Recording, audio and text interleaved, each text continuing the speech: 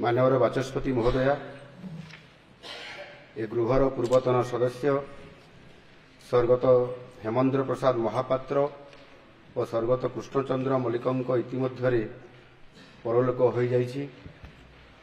Odisha police पूर्वतन constable स्वर्गत Saroj Kumar प्रधान कर्तव्यरत बेले देशपाई प्राण बलि देइछन्ति। सेमानंक वियोगरे मु ए गृहरे शोक प्रस्ताव आगत करुछि।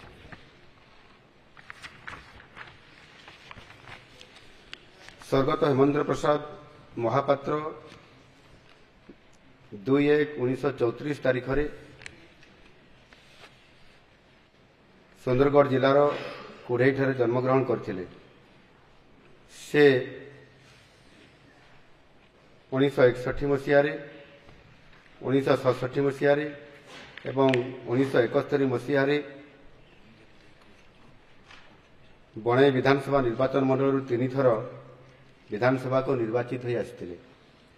से जड़े निष्ठभाषी मेलापी परोपकारी और लोकप्रिय व्यक्ति थिले एवं समाजर दलित और निष्पेषित वर्गों उन्नति पाई सबुबले प्रयासरत थिले। एही वर्षा नेतांकर 15/10/2025 तारीख दिन 92 वर्ष बयस परलोक होइछि।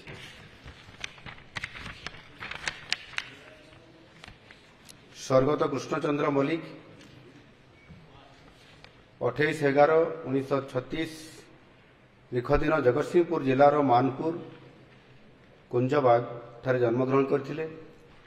से 1980 मसीह जगतसिंहपुर विधानसभा निर्वाचन मंडली ओडिशा विधानसभा को निर्वाचित हो आसते। से विधायक भाव निर्वाचित हेबा पूर्व केंद्र सरकारी कर्मचारी थिले।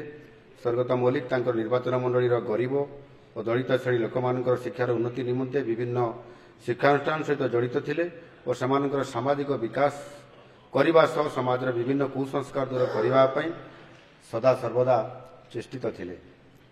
यही वर्षा नेतांकर गत 3/10/2025 तारीख दिन 89 वर्ष बयस परलोक होइछि। स्वर्गत सरोज कुमार प्रधान ओडिशा पुलिस पूर्वतन कनेस्टेबल 39 कर्तव्यरत बेले आम देशपाई प्राण बलि देइछन्ति। से आम समस्त पाखरे चिरस्मरणीय हो रहिबे। माननीय बाचस्पति महोदया, मु दिवंगत मानक आत्मार सद्गति कामना करुअछि।